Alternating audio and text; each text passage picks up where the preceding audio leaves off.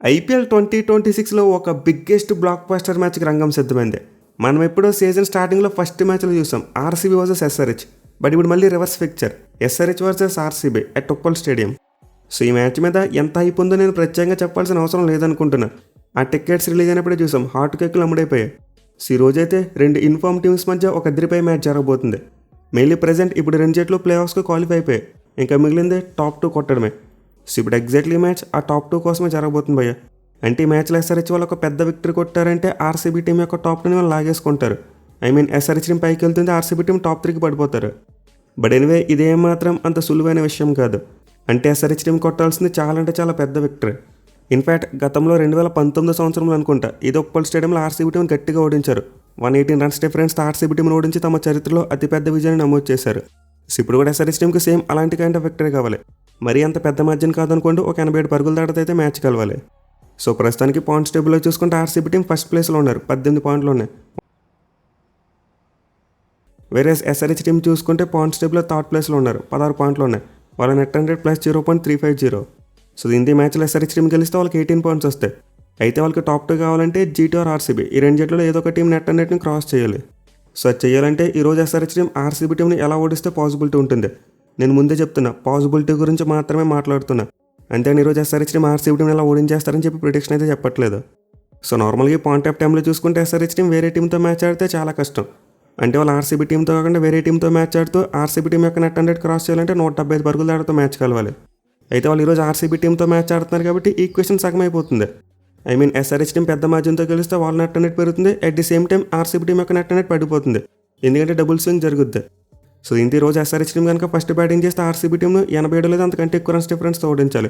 అప్పుడే వాళ్ళు టాప్ 2కి వెళ్తారు, ఆర్సీబీ టీం నెంబర్ 3కి వచ్చేస్తారు, వేరే జీటీ టీం ఫస్ట్ ప్లేస్కి వెళ్తారు. లేదు చేసింగ్ చేయవలసి వస్తే ఈక్వేషన్ ఆర్సీబీ టీం పెట్టే టార్గెట్ను అరౌండ్ 11 ఓవర్స్లో కొట్టేయాలి. సో రెండింటిలో చేసినా సరే ఎస్ఆర్హెచ్ టీంకి టాప్ 2 వస్తుంది, ఆర్సీబీ టీం నెంబర్ 3కి వచ్చేస్తారు. బట్ అలా కాకుండా ఎస్ఆర్హెచ్ టీం టాప్ 1లో ఫినిష్ చేయాలంటే జీటీ యొక్క నెట్ రన్ రేట్ క్రాస్ చేయాలి. అది ఇంకా కష్టమైన విషయం. అంటే వాళ్ళు ఫస్ట్ బ్యాటింగ్ చేస్తే ఆర్సీబీ టీంను 102 లేదా అంతకంటే ఎక్కువ రన్స్ డిఫరెన్స్తో ఓడించాలి. అప్పుడు మాత్రమే ఎస్ఆర్హెచ్ టీం యొక్క నెట్ రన్ రేట్ జీటీని క్రాస్ చేస్తుంది. లేదు చేసింగ్ చేయవలసి వస్తే ఆర్సీబీ టీం పెట్టే టార్గెట్ను 10 ఓవర్స్ కొట్టాలి. అది కూడా మనకి ఇక్కడ ఎస్యూమ్డ్ టార్గెట్ 200 అనుకుంటే పాసిబుల్ అవుతుంది. సో రెండు ఈక్వేషన్స్ కూడా చాలా అంటే చాలా కష్టం భయ్య. ఎందుకంటే ఆర్సీబీ టీం ఎక్కడ ఉన్నారు, ఎస్ఆర్హెచ్ కంటే పైన ఉన్నారు, అంటే పాయింట్స్ టేబుల్లో టాప్లో ఉన్నారు, విచ్ మీన్స్ వాళ్ళ ఫామ్ మంచిగా ఉందని కదా meaning. So SRH maybe points టేబుల్లో కింద ఉన్న టీం అయితే ఇలాంటి ఈక్వేషన్ ఫ్యాన్సీ చేసుకోవచ్చు. కానీ ఆల్రెడీ పాయింట్స్ టేబుల్లో టాప్లో ఉన్న టీం ఇలాంటి విక్టర్ కొట్టాలంటే మామూలు విషయం కాదు, ఒక భయంకరమైన ఎఫర్ట్ కావాలి. ఇన్ఫాక్ట్ ఎస్ఆర్హెచ్ టీం వాళ్ళ బెస్ట్ ఎఫర్ట్ ఇవ్వడం మాత్రమే కాదు, ఆర్సీబీ టీం వాళ్ళ వరస్ట్ ఎఫర్ట్ పెట్టాలి, అప్పుడు ఇది పాసిబుల్ అవుతుంది. అదర్వైజ్ ఈ మ్యాచ్లో ఆర్సీబీ టీం ఎంత పెద్ద మార్జిన్తో ఓడిపోవడం చాలా వరకు జరగని పని. బట్ ఎనివే ఐపీఎల్ ఏదైనా పాసిబుల్ కాబట్టి మనం అయితే కొట్టి పడేయలేం. అంటే ఎస్ఆర్హెచ్ వాళ్ళు ఖచ్చితంగా ఆర్సీబీ టీం ఎంత పెద్ద మార్జిన్తో ఓడించలేరని చెప్పి కొట్టి పడేయలేం. డెఫినెట్గా పాసిబిలిటీ అయితే ఉంటుంది, కానీ పర్సంటేజ్ చాలా తక్కువ. అంటే కేవలం 1% మాత్రమే జరిగేందుకు అవకాశం ఉంటుంది. ఎనివే ఈ టాప్ 2 నెట్ రన్ రేట్ ఈ గొడవలన్నీ పక్కన పెట్టేస్తే నాకైతే ఒక దెబ్బ మ్యాచ్ చూడాలని ఉంది భయ్య. నిజంగా ఈ రెండు జట్ల మధ్య మ్యాచ్ అంటే ఆ ఫైర్ అయితే ఉంటుంది. దీంతో లాస్ట్ బాల్ వరకు వెళ్ళి ఒక థ్రిల్లింగ్ మ్యాచ్ పెడితే మాత్రం అంతకంటే కావాల్సిన ఎంటర్టైన్మెంట్ ఏముంటుంది మనకి. సేజ్ న్యూట్రల్ ఆడియన్గా నేనైతే ఒక నెక్ టు నెక్ మ్యాచ్ పెడితే చూడాలనుకుంటున్నా. మరి ముఖ్యంగా రెండు జట్ల ఫ్యాన్స్ గత వారం రోజుల నుంచి కూడా గట్టిగా అరవడ చేస్తున్నారు ఈ మ్యాచ్ గురించే. సో చూద్దాం మరి మ్యాచ్ ఎంత ఇంట్రెస్టింగ్గా సాగుతుంది అనేది. ఎనివే ఈ రెండు జట్ల మధ్య హెడ్ హెడ్ స్టాట్స్ చూసుకుంటే మాత్రం ఎస్ఆర్హెచ్ వాళ్ళకి స్లైట్గా ఎడ్జ్ కనిపిస్తుంది. అంటే మొత్తం 27 మ్యాచ్లో తలబడితే ఎస్ఆర్హెచ్ టీం 14 మ్యాచ్లో గెలిచారు. వేరే ఆర్సీబీ టీం చూసుకుంటే 12 మ్యాచ్లో గెలిచారు, మిగిలిన ఒక మ్యాచ్లో ఫలితం రాలేదు. అయితే లాస్ట్ 5 మ్యాచ్లో చూసుకుంటే మాత్రం ఆర్సీబీ డామినేషన్ కనిపిస్తుంది. అంటే వాళ్ళు 3 మ్యాచ్లు గెలిచారు, ఎస్ఆర్హెచ్ టీం 2 గెలిచింది. మెయిన్ ఏడాది ఓపెనింగ్ మ్యాచ్లు చూసుకుంటే ఆర్సీబీ టీం ఎస్ఆర్హెచ్ని గట్టిగా డామినేట్ చేశారు. వాళ్ళు పెట్టిన పెద్ద టార్గెట్ని కూడా చాలా సింపుల్గా కొట్టుపడేశారు.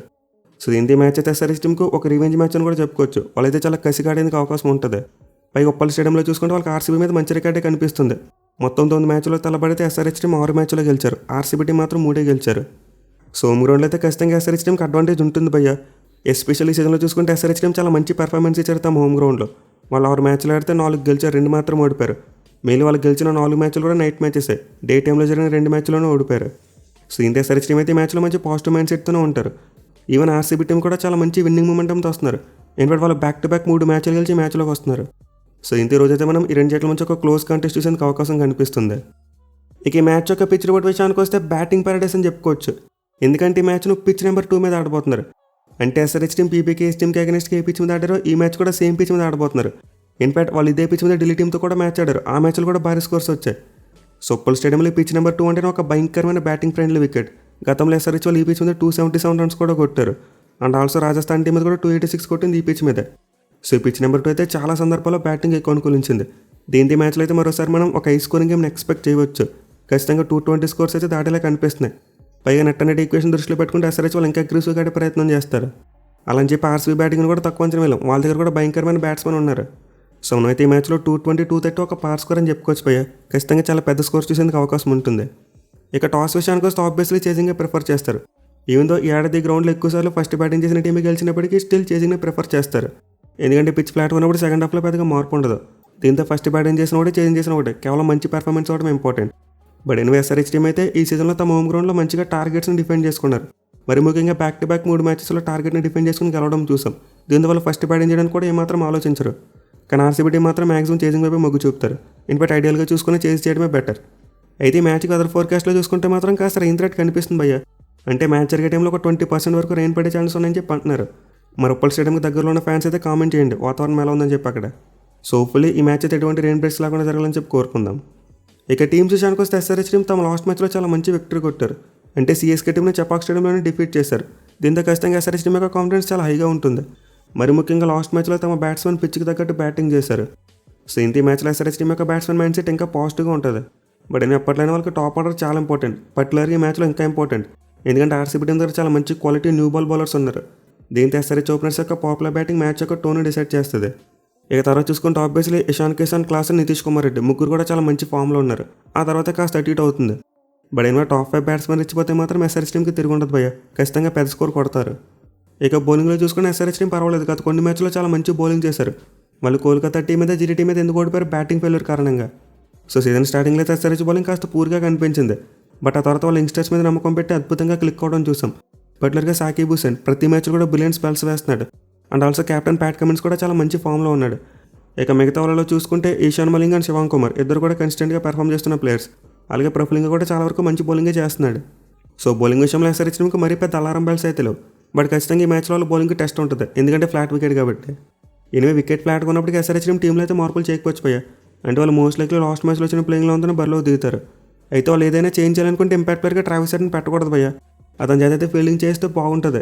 ఎందుకంటే ట్రావిస్ హెడ్ ఎలాంటి ఫీల్డింగ్ చేయకుండా బ్యాటింగ్ వస్తే అతని పాదాలు కదలట్లేదు, ఫుట్ వర్క్ స్ట్రక్ అయిపోతుంది. దీని అతను ఇంపాక్ట్ ప్లేయర్గా పెట్టకుండా ఫీల్డింగ్ చేస్తే బాగుంటుంది. ఆర్ఎల్స్ ఆ లాస్ట్ 3 ఓవర్స్ ఉన్నప్పుడైనా సరే ఇంపాక్ట్ ప్లేయర్గా లోపలికి తీసుకొచ్చేస్తే బెటర్గా ఉంటుంది. సో లెట్స్ సీ ఈ మ్యాచ్లో ఎస్ఆర్హెచ్ టీం హెడ్ని ఇంపాక్ట్ ప్లేయర్గా పెడతారో లేదో చూద్దాం. ఇక ఆర్సీబీ టీం విషయానికి వస్తే వీళ్ళు కూడా చాలా మంచి ఫామ్లో ఉన్నారు. In fact back to back 3 wins కొట్టారు. సో ఆర్సీబీ టీంకి అయితే బ్యాటింగ్లో విరాట్ కోహ్లీ అద్భుతమైన ఫామ్లో ఉన్నాడు. పర్టికులర్గా ఎస్ఆర్హెచ్ టీంకి అగెన్స్ట్గా చూసుకుంటే విరాట్ కోహ్లీ వేరే లెవెల్ బ్యాటింగ్ చేస్తున్నాడు. గత 5 మ్యాచ్లో ఎస్ఆర్హెచ్ టీం మీద 2 హాఫ్ సెంచరీలో 1 సెంచరీ ఉంది. అండ్ ఆల్సో 2 40+ స్కోర్స్ ఉన్నాయి. సో దీన్ని బట్టి కింగ్ విరాట్ కోహ్లీకి ఎస్ఆర్హెచ్ టీం మీద ఎలాంటి రికార్డు ఉందో అర్థం చేసుకోవచ్చు మనం. వేరేజ్ మిగతా వాళ్ళు చూసుకున్నా చాలా మంచి ఫామ్లో కనిపిస్తున్నారు. అంటే పడిక్కల్ అగ్రెసివ్ స్టైల్లో చిత్తకొట్టేస్తున్నాడు. అండ్ లాస్ట్ మ్యాచ్లో వెంకటేశ్వర్ కూడా అద్భుతంగా ఆడడం చూసాం. ఇక పడిడార్ చూసుకుని ఈ మ్యాచ్లో కంబ్యాక్ ఇస్తాడు. అంటే లాస్ట్ మ్యాచ్ ఇంజరీ సమస్య కారణంగా మిస్ అయ్యాడు. కానీ ఈ మ్యాచ్లకు మాత్రం ఖచ్చితంగా వస్తాడు ప్లేయింగ్ లోన్లోకి. అసలు ఆర్సీబీ టీం యొక్క టాప్ 4 కూడా చాలా బలంగా కనిపిస్తుంది. ఈవెన్ టిమ్ డేవిడ్ మరియు కృణాల్ పాండ్యా లాంటి వాళ్ళు కూడా చాలా మంచి ఫామ్లోనే కనిపిస్తున్నారు. వాళ్ళకి బ్యాటింగ్లో ఉన్న సమస్యలలో జితీ శర్మ అండ్ రొమారో షెఫర్డ్ వీళ్ళిద్దరు ఫామే కాస్త అటు ఇటు ఉంది. సో ఈ మ్యాచ్లో అయితే ఆర్సీబీ టీం ఖచ్చితంగా బ్యాటింగ్లో మార్పు చేయాలి. పడిడార్ వస్తాడు కాబట్టి ఎవరొకరిని కూర్చోబెట్టాలి. నేనైతే మోస్ట్ లైక్లీ జాకబ్ బత్లను కూర్చోబెడేస్తారు అనుకుంటున్నా. ఎందుకంటే నెలలో మంచి ఫామ్లో లేడు. అలాగే ఫిల్సెల్ కూడా ఇంకా అందుబాటులోకి రాలేదు. దీని మ్యాచ్లో కోహ్లీతో పడిక్కల్ ఓపెనింగ్ చేయొచ్చు. ఆర్ఎల్స్ వెంకటేశ్వర్ని ఓపెనర్గా పంపినా పర్లేదు. నేనైతే పర్సనల్గా పడిక్కల్ని పంపితే బెటర్ అనుకుంటున్నా. పవర్ ప్లేని మంచిగా యూటిలైజ్ చేసుకుంటాడు. ఇక బౌలింగ్ విషయానికి వస్తే obviously pace bowling biggest strength. మరి ముఖ్యంగా Bhuvneshwar Kumar purple cap holder mind blowing ఫామ్లో ఉన్నాడు. అది కూడా ఈ మ్యాచ్ ఎక్కడ ఆడబోతున్నాడు ఉప్పల్ స్టేడియంలో. ఈ గ్రౌండ్లో ఐపీఎల్లో చూసుకుంటే అందరికంటే ఎక్కువ వికెట్స్ భూమి పేరు మీద ఉన్నాయి. సో ఖచ్చితంగా భువనేశ్వర్ కుమార్ అయితే ఈ మ్యాచ్లో చాలా ఇంపాక్ట్ క్రియేట్ చేయొచ్చు భయ్య. అలాగే రసిక్దార్ సలాం చూసుకున్న మంచి ఫామ్లోనే కనిపిస్తున్నాడు. బట్ యాజువల్గా కొంతవరకు ఇన్కన్సిస్టెంట్గా వేయడం చూస్తున్నాం. అంటే ఒక మ్యాచ్లో బాగా వేస్తున్నాడు, మరో మ్యాచ్లో రన్స్ ఇచ్చేస్తున్నాడు. వేరే స్పిన్నర్స్ చూసుకున్న చాలా వరకు ఇన్కన్సిస్టెంట్గా ఆడుతున్నారు. బట్ నేను ఓవరాల్గా చూసుకుంటే ఆర్సీ బౌలింగ్లో ఒక 2-3 కలెక్టివ్ ఎఫర్ట్ పెట్టేస్తున్నారు. దీంతో ఈజీగా మ్యాచ్లు గెలవడం చూస్తున్నాం మనం. పైగా ఈ మ్యాచ్ వాళ్ళు కావాలనుకుంటూ ఎక్స్ట్రా పేస్ని కూడా ఆడించుకోవచ్చు. బెతల్ని తీసేస్తే వాళ్ళకి ఫారెన్ సెవెన్ ఆడించుకునేందుకు ఛాన్స్ ఉంటుంది. మళ్ళీ 2 జట్ల మధ్య జరిగిన ఫస్ట్ మ్యాచ్లో చూసాం జాకబ్ డెఫ్ అద్భుతమైన స్పెల్ వేశాడు. దీంతో ఈ మ్యాచ్లో శ్రేయస్ శర్మని పక్కన పెట్టి జాకబ్ డెఫ్ని తీసుకొచ్చేందుకు చాలా ఎక్కువ ఛాన్సెస్ ఉంటాయి. సో మోస్ట్లీ మ్యాచ్ కోసం ఆర్సీబీ టీం యొక్క ప్లేయింగ్లో ఒక 2 మార్పులు జరుగుతాయి అనుకుంటున్నా. మరి మీరు 2 జట్లు ఎలాంటి చేంజెస్ చేస్తే బాగుంటుంది అనుకున్నారు కింద కామెంట్ చేయండి. ఇక ప్లేయర్ బ్యాల్స్ విషయానికి వస్తే ఆబ్వియస్లీ విరాట్ కోహ్లీ వికెట్ చాలా ఇంపార్టెంట్ ఎస్ఆర్హెచ్ టీంకి. బట్ అతను ఎవరు అవుట్ చేయగలరు? ప్యాట్ కమిన్స్కి చూసుకుంటే మంచి రికార్డ్ లేదు. 11 ఇన్నింగ్స్లో బౌలింగ్ చేస్తే ఒక్కసారి మాత్రం అవుట్ చేశాడు. వేరే నితీష్ కుమార్ రెడ్డి ప్రఫులింగ్ ఇప్పటివరకు ఒకసారి కూడా కోహ్లీకి బౌలింగ్ చేయలేదు. దీంతో ఈ మ్యాచ్లో విరాట్ కోహ్లీని పవర్ ప్లే ఎస్ఆర్హెచ్ బౌలర్స్ ఎలా అవుతారో చాలా ఇంట్రెస్టింగ్ ఉండబోతుంది. ఇక తర్వాత చూసుకున్న పెద్దగా బ్యాటిల్స్ ఏమీ కనిపించట్లేదు భయ్య. అంటే ఎస్ఆర్హెచ్ బౌలర్స్ అందరూ కూడా కొత్త వాళ్ళే. బట్ మనమైతే పడిక్కల్కి ఈశాన్ మలింగాకి మధ్య ఒక మంచి బ్యాటిల్ ఎక్స్పెక్ట్ చేయవచ్చు. అలాగే రజత్ పటిదార్కి సాకిబ్ హుసేన్కి మధ్య కూడా ఒక మంచి బ్యాటిల్ ఉంటుంది. సో ఈ మ్యాచ్లో SRH young bowlers RCB in form బ్యాట్స్మెన్కి ఎలా బౌలింగ్ చేస్తారో చూడాలి.